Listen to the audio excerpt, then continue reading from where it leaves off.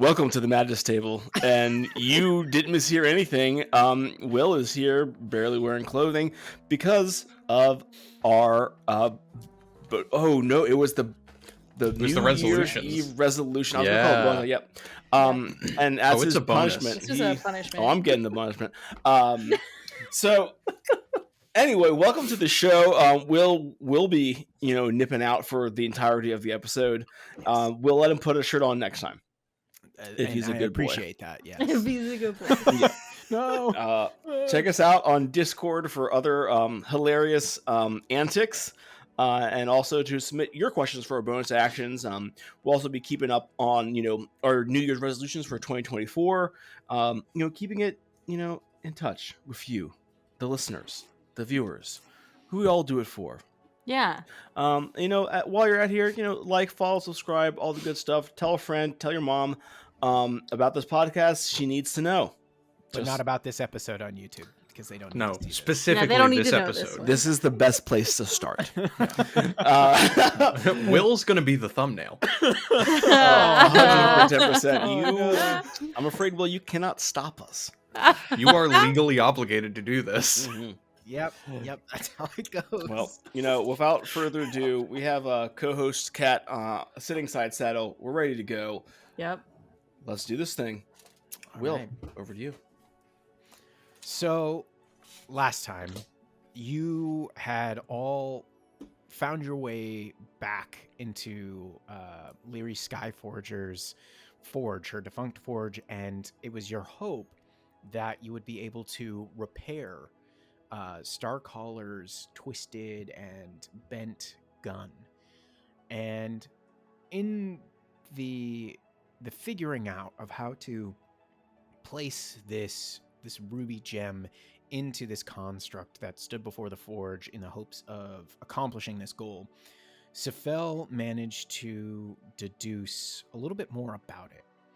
And specifically that being that this gem, if separated from this container and not used within the construct, essentially acts as a genie's bottle. And in the consideration of that, you all decided it was of far more value to hopefully release this genie and receive some aid from it. You all decided to rest, as you had not done so after the large climactic battle with the Pudding King. And so finally you bedded down, you contemplated how you wanted to go about this, and it was decided that Sefel was going to take it away from Starcaller and Scylla, as you had both been in the process of containing the Ifrit now within the gem. Sefel goes out, retrieves the ruby gem stone, the rhombus, from its contraption. You rubbed upon it, releasing the Ifrit. And for those that don't know, when the first time a genie bottle is opened, the GM has to roll. And it's between 1 and 10 for it does anything and everything you want. And then it's from 11 to 90 that it will work for you for an hour, maybe 3 times, over the course of however long. And 91 to 100, you release it, and it agrees to give you 3 wishes and then promptly disappears. I rolled. And if you watched the last episode, you know that I had shock all over my face because I rolled a 91 exactly. It was a beautiful face. Absolutely beautiful. And what ensued was the Ifrit demanded of Sefel that he destroy the gem. It wasn't just a matter of he needed to be released. He needed to know that there was no way of containing him within that gem, again, to be truly free. And so you did. It took a good amount of your spells to do some of your most powerful ones, but that's what happens when you try to destroy a relatively powerful magical item. And now that you've done so, this Ifrit, he turns back to you and he growls, "What is it that you want? I will grant you 3 wishes." 3.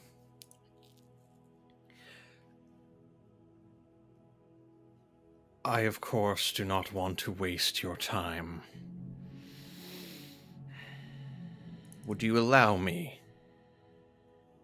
to quickly fetch my 2 companions? Seeing as the gem is destroyed, fine, but do not take too long. I will be right back. And I illithid scoot down the hallway. That's what they call it. Yeah, the illithid scoot. Yeah. It's the new dance craze of 2024. All the kids are doing it. Check TikTok. Yeah.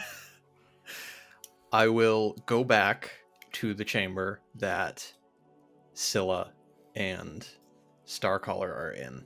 Hmm. I will...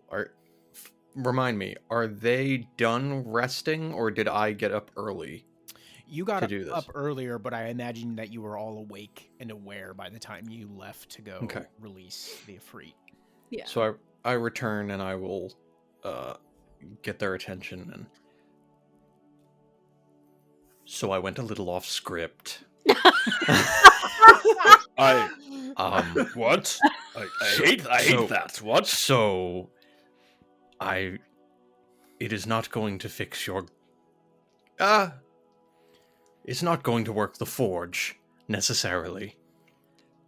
That was the plan. But what I can give you is a wish. You will have to be more specific. I freed the genie, the Ifrit, and it agreed to give us 3 wishes. And I wanted you to partake. There are 3 of us. We each get 1. You would do that for us. On second thought, no. Well, no. I mean, if I'm 100% honest, I sort of fear your sword if I came back and said, hey, I took 3 wishes from a genie, that won't help you. Mm-hmm. An honest response. He knows you well, Scylla. Yes. But I think it is beneficial. We all come from different backgrounds, and though there is tension, I think our overall goals are aligned. So call it a bonding experience. I think Scylla looks apprehensively at Starcaller. As you look at Starcaller, his grip is tight around Dawn's edge. But he almost, I think he looks probably almost like nervous in the way that you haven't seen him before. This is a really huge opportunity. I do not think I understand how grand this may be. Could I wish for the Coral City? Probably. A wish is among the farthest reaches of arcane spellcraft, almost breaching into the deific. It's a realm of arcane capability that very few magi ever breach. You could do quite powerful things with it. And you? What will you wish for? I have already decided.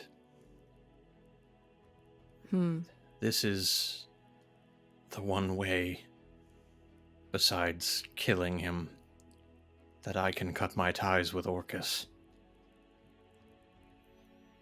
I think Scylla kind of relaxes a little bit as you say that, as she didn't know if that would be something you would go for. I think I will wish for something that will not change the past, but hopefully protect the future. I'm ready. Artemis? You see Starcaller is nodding and almost mouthing words for a second and nods again. I'm ready.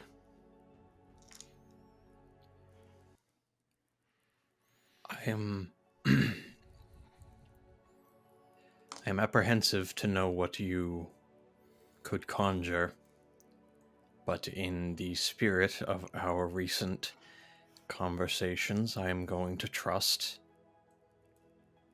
that you don't do anything more cataclysmic than what's already occurring. Well, if you have to choose between me and a demon invasion, I'm glad I come out on the better side of that bargain, in your estimation. How does it feel to be the best of a bad situation? Exactly where I should be, friend. No, I can promise you this. I will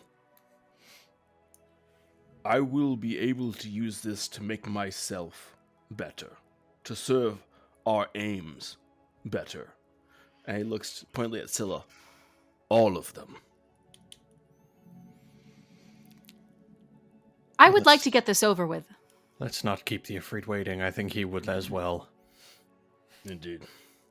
All right. We return to the mine shaft with the awaiting Ifrit. All right. You see them, their upper body fully formed. Their arms are crossed from like the waist down. It's just kind of this sulfurous, smoky trail.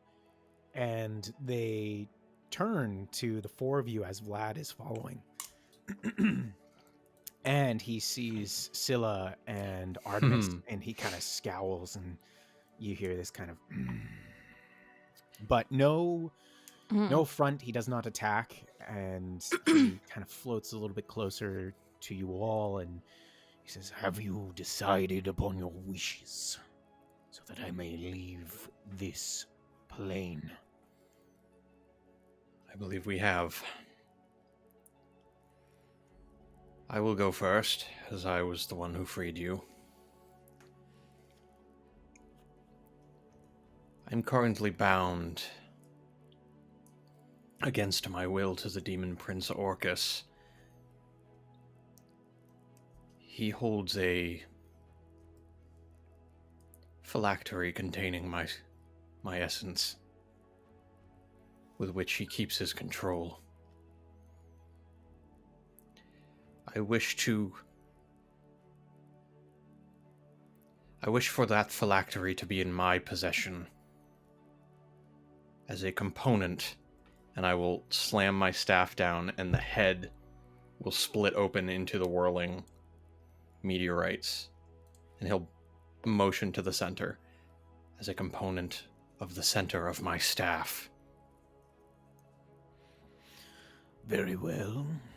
Who is next? I will go. I have an important wish. It is for the freedom and safety of a people called the Naute, to continue protecting the Underdark from those who would seek to harm it. And I would like for them to know that it was I, Drusilla de Laxith of the mighty Triton race, who saved them. You see the Ifrit like bend forward and look at you really quizzically and sternly, and it's like, a tall order. And then his large face turns towards you, Artemis. And you? My wish is simple. By the 1,000 broken blades, I wish to join my power with Dawn's Edge, that together we may have the strength to make the abyss quake with fear. The Ifrit kind of floats back into this upright position and studies the three of you for a moment and goes, "Very well. May the consequences and rewards be to your liking." And he snaps his fingers, and three things happen simultaneously. However, we're going to go through them one by one. Safala, you didn't mention consequences. Wait a minute, what? Wait. I forgot to be very specific. Yeah, right. No! Yeah, you all burn in the plane of fire. Oh God! Artemis just turns into the literal sun in the middle of the undercliff Yeah, and right. burns us all alive. That's what you You wanted. fools! Pacific. What have you done? I have ascended. Ah!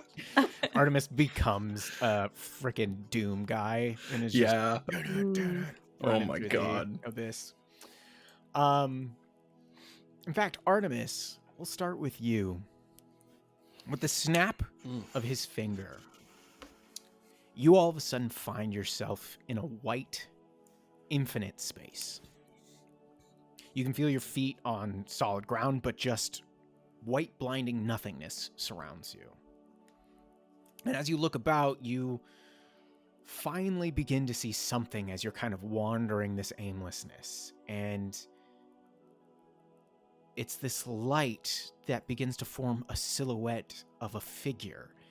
And this light continues to intensify and become darker, almost like that of a flame, until from it, this figure strides, coalescing into a human shape. However, from their head falls this radiant, golden, burning hair. A pair of beautiful, golden, reddish wings unfurl and then beat a couple of times as they land in front of you before settling and kind of folding up behind them. They wear a set of very finely gilded plate armor, but it's very ancient looking. And within this feminine figure's hand, they wield a fearsome-looking battle axe. Very similar to Dawn's Edge. However, the essence that you feel coming off of this figure is the individual that you have spoken to, the sentient part of Dawn's Edge. And she kind of walks forwards towards you and her attire, and she says, "Here we stand," and kind of looks down at herself. Something akin to the flesh. Artemis? Indeed. Dawn, it is an honor. And I hope my request is not too impertinent. It isn't. But I would know that the power that you seek and what you spoke of before, the memories that haunt you, that crafted you into who you are now, will not throw a world into chaos, that lives will not be needlessly thrown about with what I can give you. I understand your hesitation. My methods, my weapon is fear. But I believe I can strike fear into the heart of utter darkness.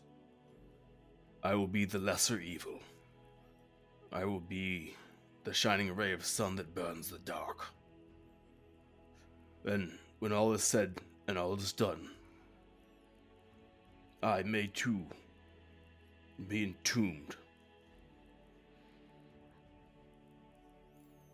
This is a stance that I can understand, for some of us are meant to bloody our hands while others stand to the side.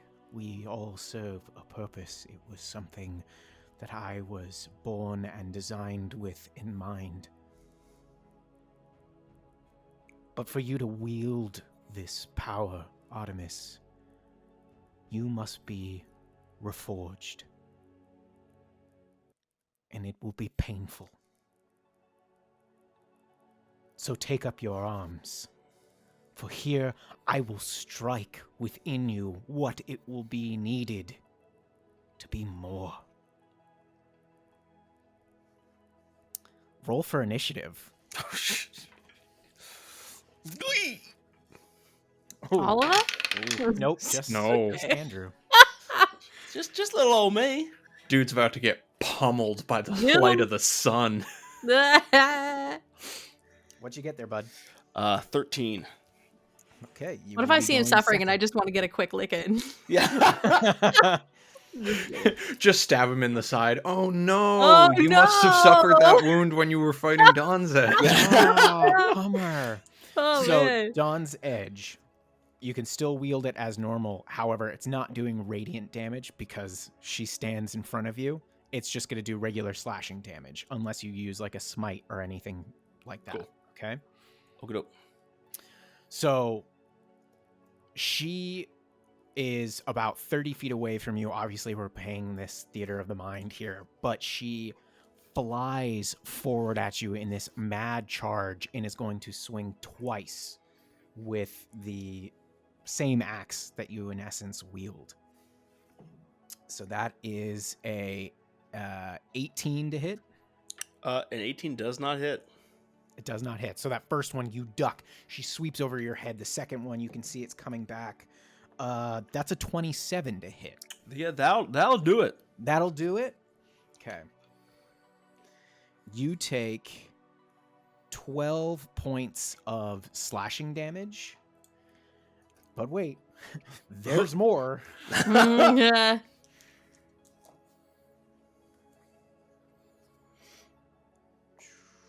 You take 16 points of fire damage Ooh. as she cuts into you, and you feel this searing within your body. And she goes, she's just kind of like yelling at you as she makes contact. You must inherit what is part of me. And like this light is starting to like forcibly come through your chest. It burns horribly. It is your turn. All right. Then it shall be. And his shield clatters to the floor as he is going to run up and like make a jumping two-hand swing with Dawn's Edge at Dawn's Edge. Okay. Beautiful. That's a 26 to hit. That is a hit. All right, so that's 15 points of slashing damage, and I'm going to put in a second level smite. Okay. And that's 13 points of radiant. Right. All right, and then I'm gonna come again with another slash. Kind of, he jumps up, slashes down, and it's like kind of does almost like a roundhouse swing, trying to hit center mass. You can see she's trying to like take small steps back to avoid, but didn't get so lucky with the first one. What's the second one? That's a dirty 20. That is a hit. All right, then that is 8 points of slashing, and I'm going to use my other second level divine smite. Okay. And that is a clean 10 points of radiant damage. All right. You get through the grooves of her plate armor, and she just immediately, almost unfazed by it, you can see that same light that spills from you where she cut you is starting to come from her in these wounds. So this first swing is a 29 to hit. Yep. Mm-hmm. Yep. Okay. Put me down. Let's see. That is only 9 points of slashing damage. However, Where's that fire at? wow, rolls aren't huge on that one. You take 14 points of fire damage. And Ooh. she, like, as she cuts through and rents you, she, like, grabs you by the chest and she goes, "Do you have the strength to carry others, not as a tyrant, but as a hero?" And she, like, pushes you back and she swings again. That is a 27 to hit. Yep. That is 12 points of slashing. And every time she makes contact, you can feel your body just, like, change and this weight grow upon you, and it feels like your bones are on fire. Your mind, it feels like there's a migraine bursting through it. That is 15 points of fire damage. Ooh, I am down. And so as you fall, as you begin to fall, as these cuts rent through your armor and this light comes through you, she catches you. almost in like a dip of like that dancers, you're coming down, she catches you, she holds your hand, she's got one arm behind you, and she goes, "We will be bound, you and I, forevermore until, if you turn back on what you swore to me here. Don't. I know that there is far more good in you than any evil. So stay the course, protect your friends, and I will be here to catch you." And you wink out into that white nothingness.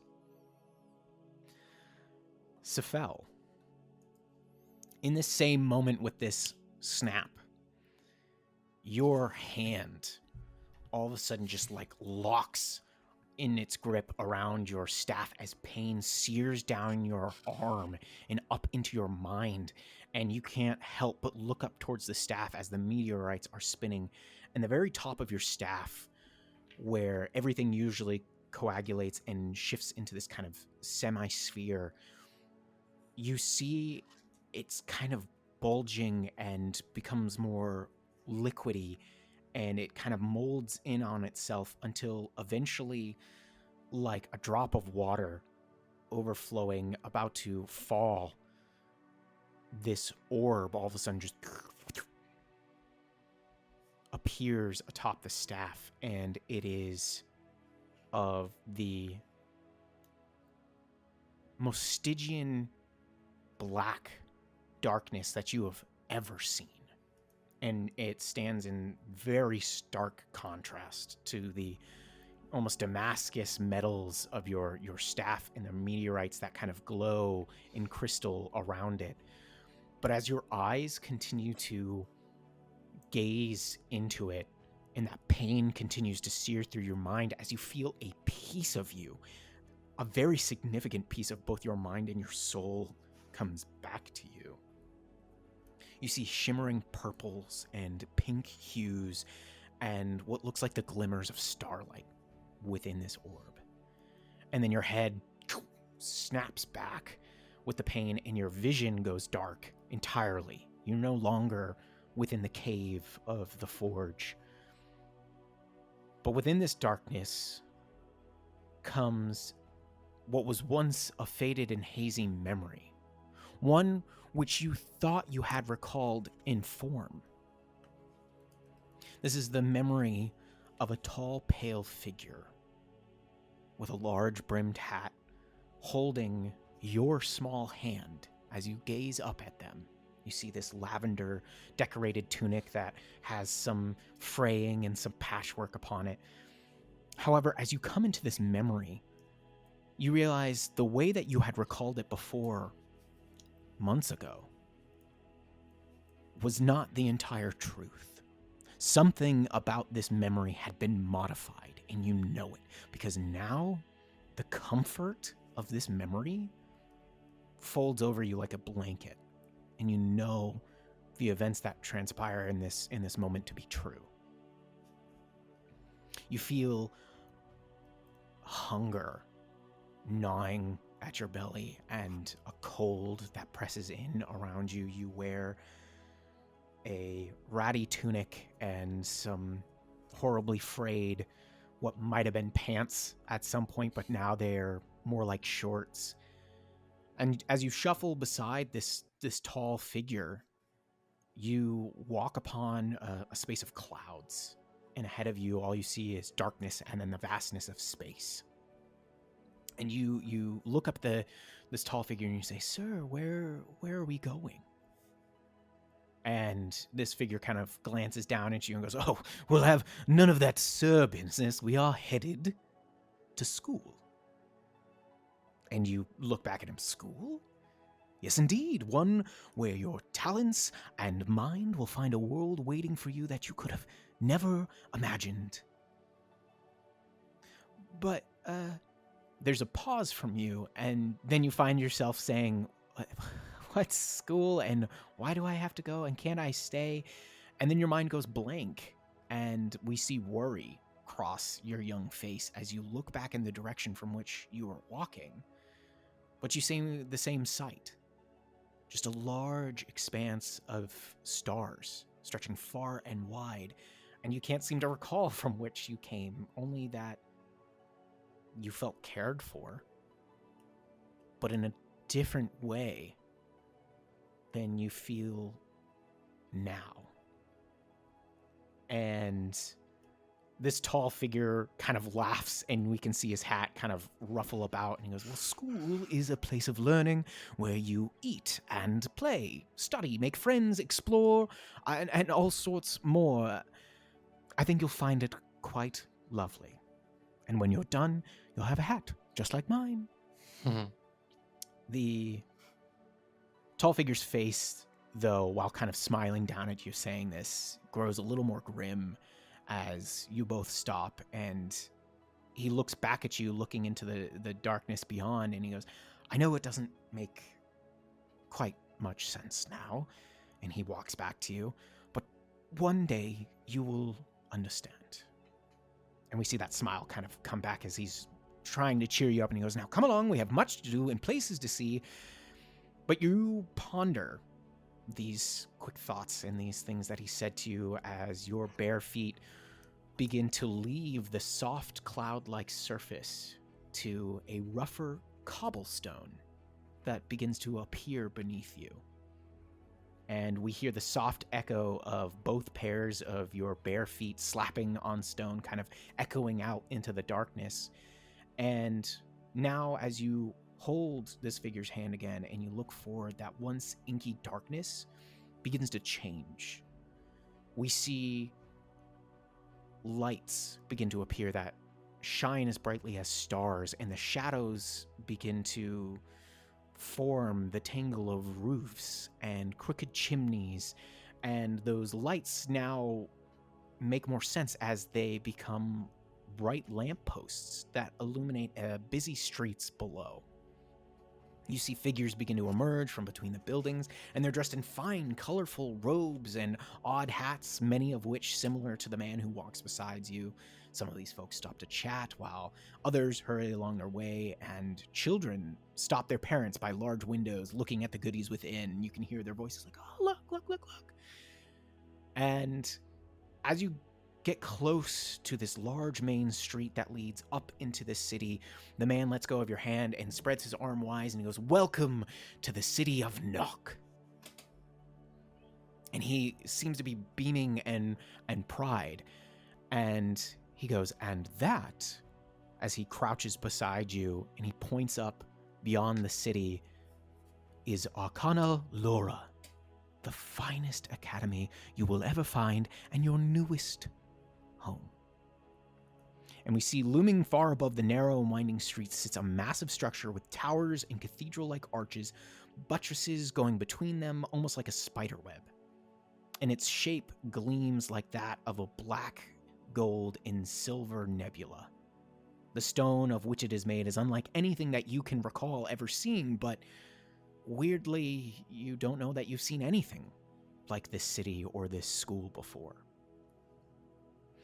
And you turn to look into the brown gleaming eyes of the man that crouches beside you, and his eyes kind of crinkle with crow's feet as this large smile stretches across his face, and he bounces to his feet, and his once fine lavender tunic, patched and torn in places, whirls about his wiry frame, and he goes, you and I are going to become great friends. But first, we need to exchange names. And he takes off his large hat, tucks it to his chest, and he bows and holds out an arm, and he goes, I am Ervig Hesk. What may I have the pleasure of calling you, young master? And you smile back, but you stop as this thought comes to your mind, and you say to him, I don't have one. And his smile fades and goes, that just won't do. And he straightens up and he goes, a name is everything. It's who you are. Therefore, we are just going to have to come up with one. And he takes his large floppy hat and he places it upon your head. And then he picks you up and throws you upon his shoulders. And he goes, this is actually quite wonderful. not many people get to pick their own names, so you must make it a good one. And Ervig continues on into the city of Nock with you on his shoulders, and we see a bright smile coming across your face as a whole new world of opportunities opens up before you. Scylla, you see Artemis collapse to the ground. You see Sefel in pain and gripping his staff, and then he crumples to the ground. And you look back to the Ifrit, and he kind of smirks and he goes, I hope you're ready. Take your blade in hand. You will need it. And he motions towards Caliburn. Yeah, Scylla will immediately grab her blade in a defensive position if he's like attacking them in their minds, which is what she's thinking. And he kind of chuckles as you take this position, and he snaps his finger once again, and everything changes. You don't feel the damp air of the forge. You now feel, much like Sefel, a comfort come over you as you find yourselves submerged in the cold embrace of water. And opening your eyes, you gaze out into the depths that surround you, and you see that you sit within a massive subterranean cave, one far larger than the one that even encompasses the city of Dimcairn. And in the midst of this cave, upon a large foundation of glowing coral and twisted bedrock, sits what you can tell was once a very proud and domineering castle. Some of its towers are now broken. You can see their tops lay crumpled on the coral far below. The openings that appear to look something like windows are as large as a house to you. And you gasp as you see this because it's a almost exact, far grander and beautiful version of the city of Coral. The stonework gleams with small lights that move about it as you see teams of fish moving around, illuminating it much in the same way as those caves did where you first found the chained Naute. And you hear the Ifrit's voice all of a sudden enter into your head. Ready yourself. An army awaits, and as per your wish, you want them to know it is yourself that freed them. I grant you for a short time the fires and energies of my realm to burn within you. Act until your mission is complete, or have it consume you. And with that, the voice fades, and you feel yourself compelled forward, rushing through the water at a speed you've never felt before. And that is until you reach the now ruined gate of this lofty castle. It stretches innumerable stories up above you as you look up, and as you look forward through these broken hinged coral gates, you see the depths of this castle go on for far longer than you thought, and this inside stands this massive hall, its lofty heights reaching far up until you can see the chamber above. You see that there are branching hallways and openings that lead in numerous directions from this one grand chamber within, and you see small orbs begin to approach along the filigree almost. Those kind of small moving lines and waves that were carved into the rock and on these castle walls. And they almost form a ring around you, around this gate, as you step forward that provides this beautiful light over yourself and everything before. And on the floor of this hall, you see bodies, both of large and huge humanoid creatures, but also of Sauhagin or Sauhagin, marrow, and more, littering the floors. And at the far back of this grand hall, you see another smaller doorway, but still huge compared to yourself. And what strikes you about this door is that it's incredibly similar to the structure of that of a jail cell door. Large, thick bars and a set of weighty chains crisscross over it, blocking any means of traveling beyond it. However, you can just make out what appear to be huge figures behind it.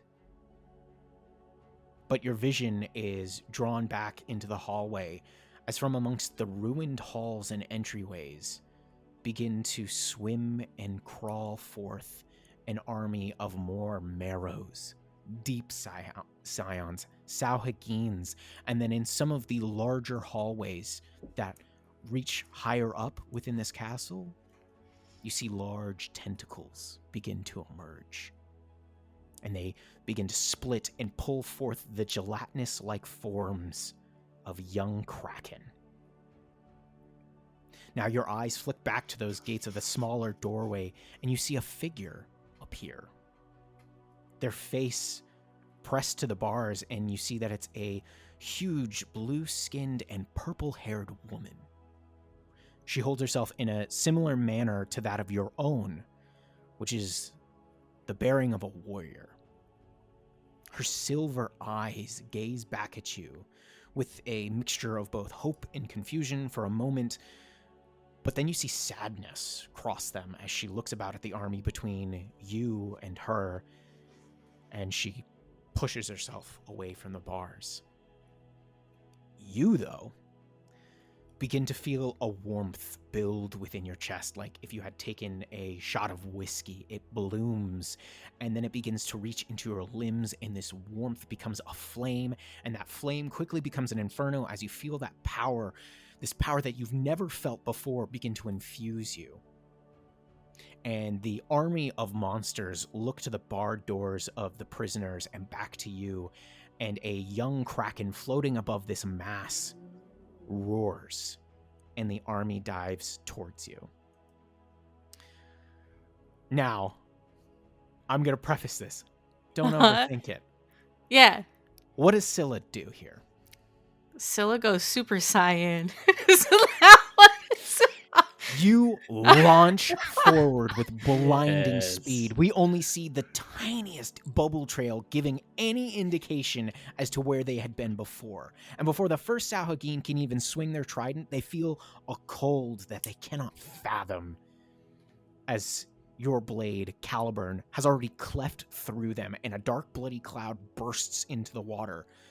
And as we are looking from farther back in the army, we just see several more as the monsters begin dying in droves. To others, it looks like fireworks as the blood just pools in the water and they begin to fall to the floor below.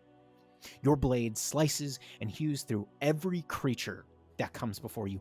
Nothing can stand in your way. One of the small young kraken comes down, trying to twist into your form, and you spearhead it straight through its maw and right out the back end of it. As many people of this army, the Marrow and the Sauhagin, begin to realize that they are up against something they are so not equipped for, they begin to start to run and flee, but you chase them down. It is a slaughter unlike anything we had ever seen before. And that large figure that was behind that barred door comes rushing back and watches in awe at the small figure just dashing through the water. And they turn backwards and, in a language we don't understand, begins to clearly shout. And we see in the chamber beyond, chained to the walls and the ceilings and the floor, are a myriad of figures similar to herself. And amongst their beaten and battered faces, we see smiles begin to creep, and one of them begins to shift his chains and starts hammering on the wall, and they begin to chant. And it's this primal and aggressive beat that begins to reverberate throughout the halls and walls of this castle, and it reaches your ears, Scylla. And it just stokes the fires even more. Something within you, deep within you, begins to build up, and you continue to just burn through the last of this army. And as you cut through the last handful of marrow, Caliburn's blade was once coated with this frosty ice, but you feel a shift within it. Along its lengthy blade, you feel this thrum of energy, this vibration, and you pause and you look down and you can see it. It's like it's pulsating within your hand, this energy along it. And you see all that's left is the last, still huge, but young kraken that bellowed before, and everyone had launched to attack you. And you can feel that fiery energy beginning to leave you. And so with this last burst of energy, you rocket forward, and as like in a corkscrew, you just swirl around this kraken. Caliburn slices through it. You come off the other side, and as you cleave back, and Caliburn makes a connection, we just...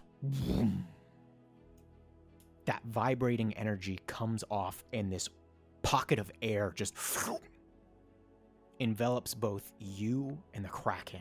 And it's just for a millisecond that you can feel that.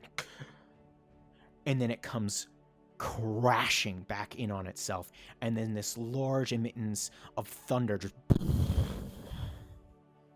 and the kraken just sinks in chunks to the frigid depths. And you sit floating in this water with no enemies before you. And that chanting from those figures begins to die down. What do you do? Yeah, am I correct that they locked themselves away? Is that what I'm... No. Is like a barricade? No. No. Then Scylla's going straight to where that blue-skinned, purple-haired woman was, to that wall. She would swim there. And if she's still there, is she? Yeah, she's watching you, like, perplexed, but in awe and kind of happy. Mm-hmm. I do not believe I have much time. My name is Scylla de Laxith.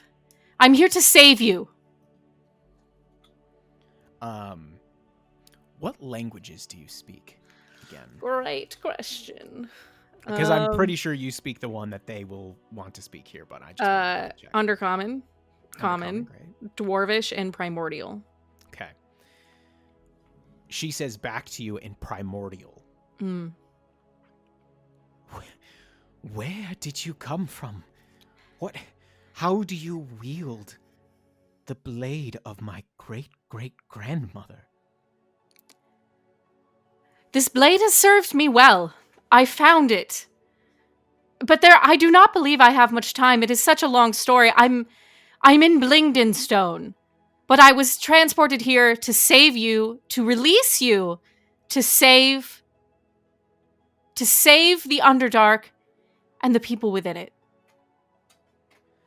And she looks like she's about to say something, but this older, somewhat feminine voice from farther back within the chamber pipes up. And she says, "Cut through the chains. Release the doors. My granddaughter will do the rest. And we will thank you, hero. But you are correct. You do not have much time. I can already feel Dagon's gaze upon us. And your wish does not have much time left." And you can see it's this elderly, also blue-gray skin, but she has this extremely long white hair that's also braided in different tendrils. And she has this kind of wrinkled, elderly look, and she is chained to what looks like a throne. She has these kind of white, purple-blue robes that kind of swirl about her with little patches of some like decorative armor. But what do you do? I will expend every charge that is left within Caliburn and target the chains. You do so, and you slice through, it explodes apart, and that door just the large woman behind it just wrenching what's left of it off and away and tosses it to the side. And she then grabs a number of the small weapons left by the Marrows and begins picking at the locks to the other Naute and freeing them. And she gets to that elderly one amongst them and releases her, and this figure walks towards you through the water. They are 30 feet tall. And they come up to you and they kind of like wave their hand like this, and you can feel the water, a current kind of build underneath you and push you up so that you are face to face with them. And she says, "I am Matriarch Rowan Tempestus. Myself and my granddaughter Nadia, thank you for what you have done here. And there will come a time where we will meet again. And we hope that it is sooner than later. I have not been blessed with a vision from the gods as to when that time may occur, but this..." And she reaches into the folds of her robes and she pulls out an odd-looking kind of trinket, gives it to you, and you, like, she takes like one finger and like folds your hand over it, and she's like, "This will bring you back to us. You must amass force, Scylla. You must amass allies. We will hold off Dagon for as long as we may, and we will join you again. I know this. You should hold this within your heart, knowing it to be true that we will see each other again." I will see you again. I will not fail. Stay strong. "We shall, and so shall you. It has been many, many years since I've seen that blade, but I see a small spark beginning to form within it, remembering its true self." And she kind of traces her finger down the length of it. "Yes, it would not be wielded by one it did not deem worthy. Goodbye."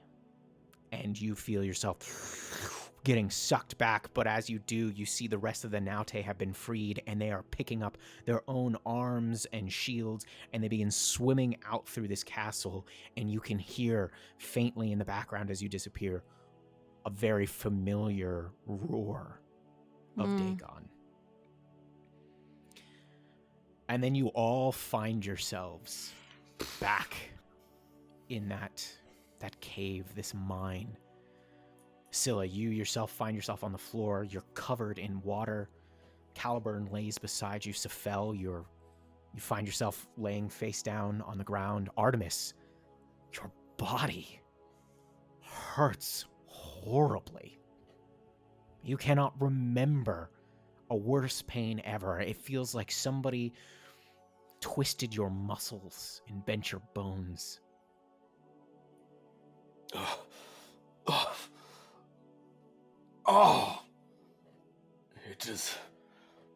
It is done then.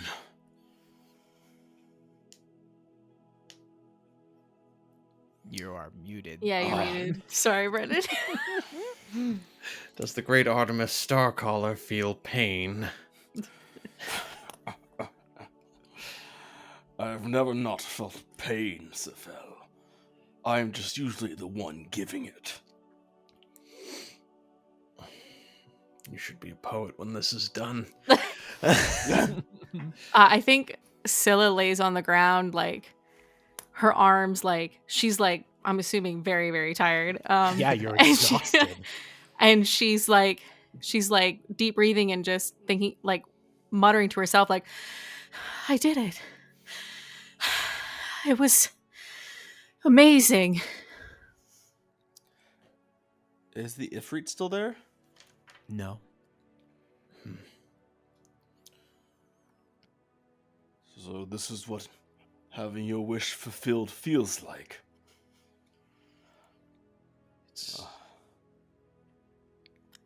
Such a strange, almost familiar magic, yet so far beyond my comprehension. It is truly absurd. Scylla, I think, will finally sit up, like, looking very dazed, and she looks to Sefel. Did it work for you, Sefel? I will expand out the head of the staff again, opening it up to the part that I had mentioned. Is there something there? You see that black crystalline orb that sits within it, and as you all look upon it, you can see swirling within it is these purple, pink, yellow, orange hues, and it's almost like a galaxy within it.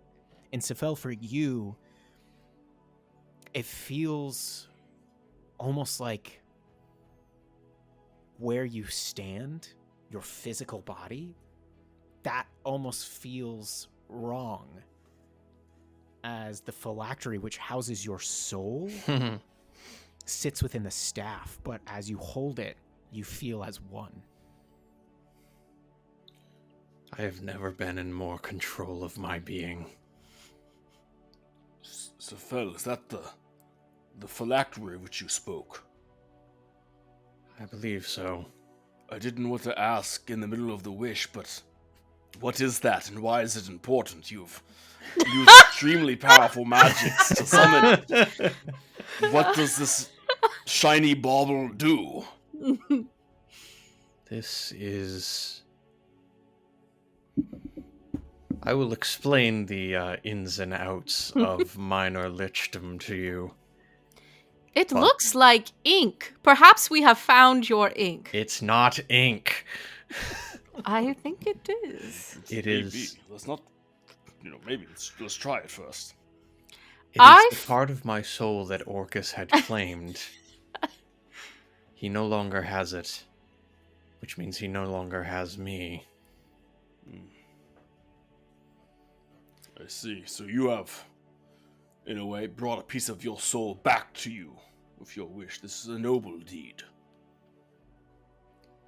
I am sure he will be quite enraged by this action. I don't believe that we will not have to deal with him later, but for the time being, we do not need to worry about the clarity of my actions. I need an army. Well, what is a naute? Yeah. Wait. I know this one. It's a fish giant. I learned this earlier.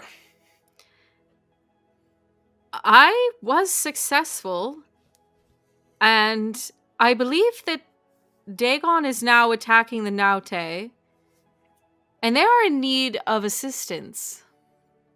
Well, add them to the list. Can we put them at the top? They can be high up there. I can't swim. Is that going to be a problem where we're going? I have something for that. Oh, that's good. If they are powerful ancient beings, I hope that they can hold their own for a short while still. I think we still need to attend to Gauntlgrim and the amassing of said army.